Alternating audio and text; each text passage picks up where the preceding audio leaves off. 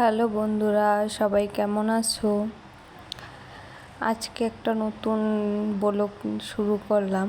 আজকে ছিল একাদশী, তো কয়েকদিন যাবত আমার মনটা বেশ খারাপ যাচ্ছে, কোনো কিছুতেই ভালো হচ্ছে না। হঠাৎ একটা জিনিস নিয়ে মাথায় টেনশন ঢুকলে কোনোভাবেই বের করতে পারি না, এমন একটা অবস্থা। এভাবে ওভাবে চিন্তা করে যে আর টেনশন করব না, কিন্তু কীভাবেই জানি টেনশন এসে পড়ে। তাই ভাবলাম একটু ভগবানের কাছে যাই, তাহলে মনটা ভালো লাগবে। তাই আজকে একটু আঙিনায় গেলাম। এই যে আঙিনার ওয়েদারটা এত সুন্দর ছিল, একটা মেঘলা আবহাওয়া, ঢুকতেই মনটা ভালো হয়ে গেল। প্রভুর দর্শন করে নিলাম।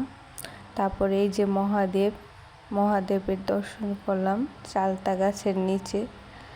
পরে একটা গাছের নিচে বসলাম আমি আর আমার মেয়ে, আর আঙিনার ভিউটা নিচ্ছিলাম। সেই একটা ওয়েদার ছিল, বেশি লোকও ছিল না। মনটা যতটা না খারাপ ছিল, ভালো হয়ে গেছে অনেকটাই।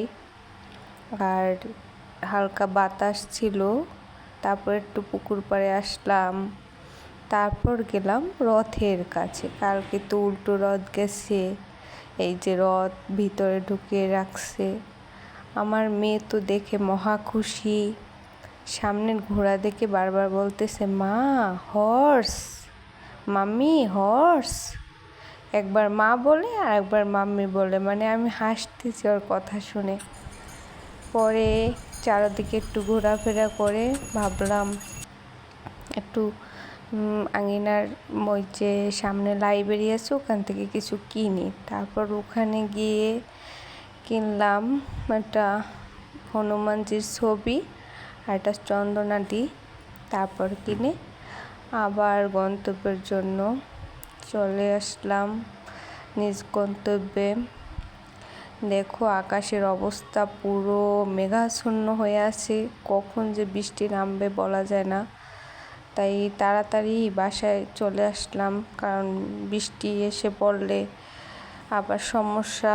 তাই কিন্তু এখন পর্যন্ত হয়নি বৃষ্টি।